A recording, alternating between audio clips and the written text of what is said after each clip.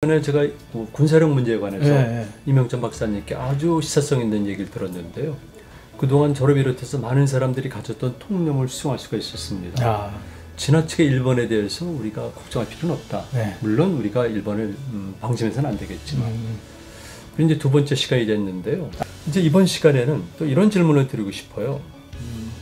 일본이 우리가 생각하기에는 부단한 노력을 기울여서 일본이 성장했다. 이렇게 알고 있거든요. 예, 예. 우리 같은 경우는 정말 부단히 노력한 거거든요. 예. 세계 최고로 못 사는 나라에서 예. 그러니까 30년 만에 세계에서 큰 경제국으로 성장하고 민주화도 성공시켰고 예. 지금은 일본을 압도할 정도로 정부에 성공하고 있잖아요. 예, 예. 그래서 일본도 정말 고생을 많이 했다 이렇게 생각하는데 실제로 일본 사람들이 그렇게 엄청난 고생을 통해서 일본이 현재 살아가는 그런 거대한 경제국가를 이뤘습니까? 아니라고 보는 거죠. 이게 어떻게 보면은 일본 사람들이 뭐야 할 수도 있지만 네. 한번 들어보시고요. 들어보시고 판단하시죠. 네. 2차 세계대전이 끝나고 나서 한국은 식민지에서 벗어났고 네. 일본은 패망해서 네.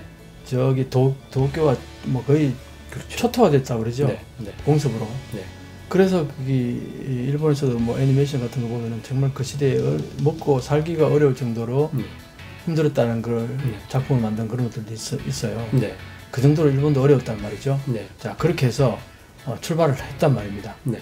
다 같이 무사는 네. 바닥에 출발했어요. 네. 물론 한국보다 일본은 상황이 아무래도 나았겠죠. 네. 왜냐하면 2차 세계대전을 치를 만큼 네. 뭐 국력도 있었고 어쨌든 기술력도 그렇죠. 있었고 기관 산업도 기관 산업도 남아 있을 거고 우리하고는 비교가 안 될 정도였겠죠. 우리는 뭐 국토가 뭐 거의 그런 상태에서 일본이 자본이 뭐 있습니까? 아무것도 없잖아요. 네. 그리고 초기에 미국이 일본을 중소규모의 농업국가로 만들어버리겠다. 중소규모의 농업국가. 농업국가로 만들어버리겠다. 이런 목표를 갖고 있었고. 그게 목표였어요. 그렇게 추진했었어요. 그래가지고 대기업들 전부 해산 다 시켜버리고 하여튼 뭐 전쟁 범죄들 다 추방시켜버리고 한마디로 시골 농촌 마을로 만들어버리겠다 각오를 갖고 온 거예요. 네. 그랬는데 서서히 냉전이 딱 터지면서 네. 이게 아까 제가 지난 시간에 네. 일본에게는 가미가제 네. 신풍이었다. 네. 그렇게 얘기를 근데 아주 좋은 표현이에요. 좋은 편이죠. 네. 과거에 뭐 가미가제 얘기 그것보다 이게 훨씬 더 가미가제예요. 일본에게는. 네. 그러니까 이제 냉전이 딱 터지니까 소위 말해서 군국주의자들이 전부 다 복권 내지는 네. 원위치 다 시키죠. 네. 거기에 중요했던 731 부대 네. 그 악독한 그렇죠. 일을 했던 그 애들도 맞아요. 하나도 단죄 안 받고 그렇죠. 전부 동경대 의대에 들어가고요. 네. 곳곳에 그 의대들 다 들어갔어요. 그렇죠. 그래서 일본의 의학이 좀 발전했다면 그런 부분도 굉장히 크다고 봅니다. 네. 그리고 어쨌든 일본은 그래서 이제 거기서부터 혜택을 받기 시작하는 거죠. 네. 첫째, 미국이 냉전의 방파제를 만들어야겠는데 네. 한국은 아니고 네. 압도적 일본이 했어요. 네. 한국은 대륙에 속해 있으니까. 네. 뭐 에치스 나인 뭐 얘기하잖아요. 네. 에치스 나인은 뭐 한국 전쟁 터졌을 때 네. 한반도하고 일본하고 이 동해야 여기다 선을 그어가지고 대륙은 넘어가도 뭐 네. 어쩔 수 없다는 식으로 네. 선을 그은 게 아니냐. 네. 에치스 에치스 나인이. 그래서 그 당시에 미국 입장에서 볼 때는 일본을 키워서 네. 이 대륙의 공산주의를 막는 방파제로 네. 삼아야겠다. 네. 그렇게 이제 전략을 딱 삼자마자 네. 그러면 일본을 키워야 될 거 아니에요. 네. 경제적인 지원을 하게 되는 거죠. 네. 그러다가 네. 한국 전쟁이 딱 터지니까 네. 어떻게 됩니까? 일본의 달러가 하늘에서 쏟아져 내려옵니다. 네. 한국 전쟁에 필요한 군수 물자를 전부 일본에서 다 대부분 다 만드니까 이게 신풍이고 행운이라는 거죠. 그렇죠. 일본의 입장에서는 보세요. 2차 세계대전 치를 만큼의 기술력은 있었단 말이에요. 네. 중공업의 기술력이 있었어요. 네. 항공모함도 만들고 비행기도 만들고 세계 최초 항공모함. 그 정도 되다 보니까 한반도에 필요한 무기들을 만드는 데는 아주 네. 기술력이 있었단 말이죠. 네. 그런데 어쨌든 미국으로부터 이제 주문이 들어오니까 달러로 주문이 들어오니까 달러가 막 쏟아져 들어온 거예요. 네. 자, 그러니까 처음에 국가가 뭔가 기관 산업을 하려면 돈이 있어야 될 거 아니에요. 네. 자본이 있어야 될 거 아니에요. 네. 기술도 물론 있어야겠죠. 근데 일본 입장에서는 기술은 한국하고 비교할 때 기술은 이미 메이주신 때부터 이어왔던 그리고 2차 세계대전 치를 만큼의 그 기술력은 네. 쌓여왔다. 이거는 인정합니다. 네. 그거는 한국보다 훨씬 앞서 있고 중국보다 훨씬 앞서 있어요. 네. 그 부분은 충분히 인정한다고요. 그런데 어쨌든 2차 세계대전 끝났을 때 폐허된 거는 마찬가지였는데 네. 거기서부터 일본이 만약에 네. 한국 전쟁이 없어서 달러가 없었더라면 현재 일본은 존재하지 않았을 거라고 네. 보는 겁니다. 중소농업국가. 그렇죠. 자본이 없으니까요. 네. 자, 그랬는데 자본이 막 쏟아져 들어오니까 기술력은 있었다 그랬잖아요. 어느 정도. 자, 그 여기서 또 하나 큰 게 뭐냐 하니까 미국이 네. 시장을 무한대로 오픈해줬어요. 네. 기업하는 사람이 제일 어려운 게 뭔지 아세요? 네. 제품 만드는 게 어렵겠어요? 물건 파는 게 어렵겠어요? 어느 쪽이 어렵다고 보십니까? 일반적으로는 파는 게 어렵죠. 그렇죠. 네, 팔로 만드는 거는 어느 네. 정도 기술이면 다 만들어요. 문제는 영업력이거든요. 여기에서 차이가 나는데 일본은 그 당시에 영업의 능력이 필요 없었어요. 네. 미국이 키워주겠다고 마음껏 미국 시장을 그냥 오픈시켜준 거예요. 네. 중국이 최근에 저렇게 엄청나게 컸던 게 WTO 가입하고 나서 네. 미국이 마음껏 미국 시장을 네. 오픈해주니까 중국이 저렇게 큰 거 아닙니까? 그렇죠. 그렇다면은 그 당시 때 미국은 어떤 정책을 갖고 일본에게 시장을 개방했을까요? 아, 그러니까 여기 있잖아요. 냉전에서 공산주의가 못 넘어오도록 하는 방파제로서 일본을 키워야겠다. 네. 그러니까 일본이 자본주의 국가, 소위 말하는 시장 경제, 민주주의 국가, 시장 자본주의 이 체제로 나라가 부강하기를 바라는 거죠. 네. 그래야지 공산주의가 실제적인 힘도 갖추고 그다음에 주변 세계에서도 성공 모델로 보여주기 그렇죠, 위해서. 그렇죠. 민주주의, 시장 경제 네. 이게 탄탄해지면은 공산주의의 하나의 대항으로서 좋은 본보기 되잖아요. 네. 그러니까 미국 입장에서는 일본을 그렇게 키우고 싶었던 거예요. 네.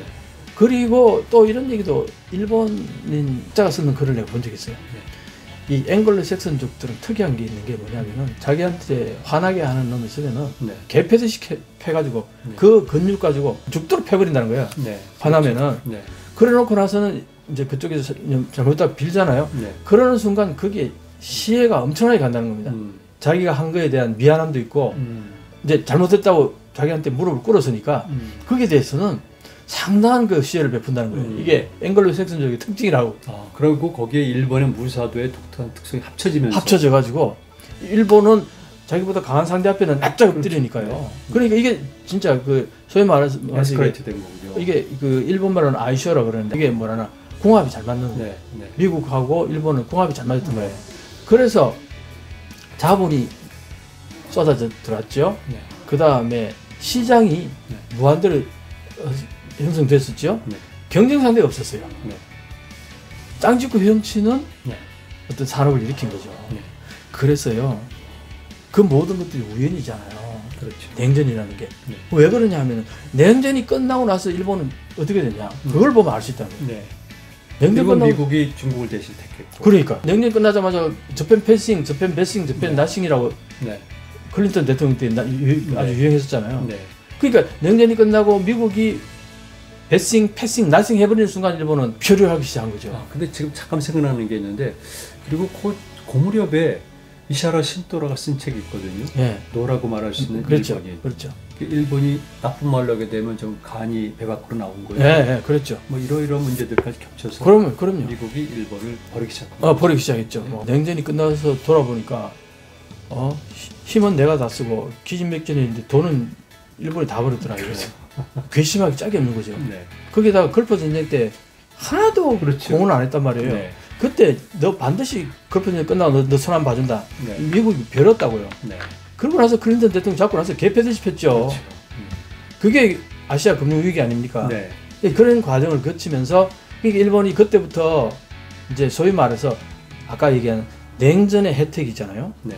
냉전의 혜택은 미국의 의도에 의해 가지고 키워주고 키워진 거고. 그 다음에 한국전쟁이라는 신풍 가미가제가 불었고 네.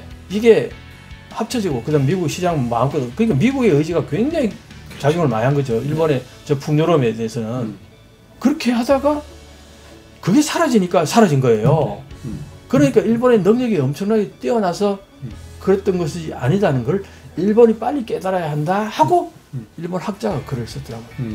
나도 이런 생각하고 있는데 일본 학자가 일본 저널리스트가 전후에 일본의 굉장히 풍요로운 우연의 산물이었다. 이걸 우리가 빨리 깨달아야지 우리가 여기서 벗어날 수 있다. 실력도 있었지만 실력보다는 행운이 훨씬 더 많이 작용했다 보는 거예요. 그 행운도 우리가 스스로 만든 것이 아니라 국제 질서의 산물이. 그렇죠. 완전히 그러니까 가미가지가 불었던 거죠. 그렇죠. 그러니까 그걸 빨리 일본은 깨달아야 되지. 지금도 일본은 뭐 기술력에서는 뭐 세계 최고고 뭐 그딴 그 정신 나간 소리 계속 하고 앉아 있으면은 절대 일본 여기서 빠져나오지 못한다는 얘기, 그 경종을 울리는 거예요, 그런 게. 그러면 지금 시청자 여러분들은 지금 이명창 박사께서 말씀하신 이런 내용에 관해서 어떤 생각을 갖고 계시는지 잘 궁금한데요. 일단 설득력이 있다고 보고요. 예. 그리고 많이 수용이 되고 있습니다. 여기서 조금 보조를 하면은, 네. 자, 그래서 그걸 좀 더 우연이었다는 걸 좀 더 강조하려고 하면 뭐냐면은, 그때는 경쟁 상대가 없었다 그랬잖아요. 네. 시장은 무한대로 오픈되어 있었고, 네. 그런데 아시아에서는 경쟁 상대가 없었어요. 그런데 서서히 경쟁 상대가 나타나기 시작했어요. 그렇죠. 한국과 중국, 베트남, 대만. 그쪽까지는 아직 좀 네. 대만까지는 갈지 네. 몰라요. 어쨌든 네 개의 영들이 네 개의 영들이 등장하고 하면서 기러기형 경제해가지고 네. 일본이 제일 그렇죠. 앞에 날아가고 뭐 뒤에 네. 따라가고. 근데 그게 한때는 사실인 줄 알았었지. 일본이 그런 얘기들 진짜 많이 했어요. 네. 그러니까 내 얘기가 지금 그 얘기예요. 다 일본이 잘나서 그런 줄 알고 전부 그렇죠. 그런 식으로 다 봤기 때문에 일본이 지금 무한적으로 꺼져나가는데도 그 헤어나지 못하는 거예요. 왜? 아직도 일본은 자기들이 대단하다고 생각하기 때문에 네. 거기서 벗어나지 못한다는 거예요. 네. 뭐가 문제인지 정확히 판단해. 그래서 이 학자가 이 글을 썼는데 내 생각도 어렴풋이 하고 있는데 이 학자가 그런 글을 쓰고 그래서 오늘 내가 이 강하게 지금 이 영상을 찍는 겁니다. 네.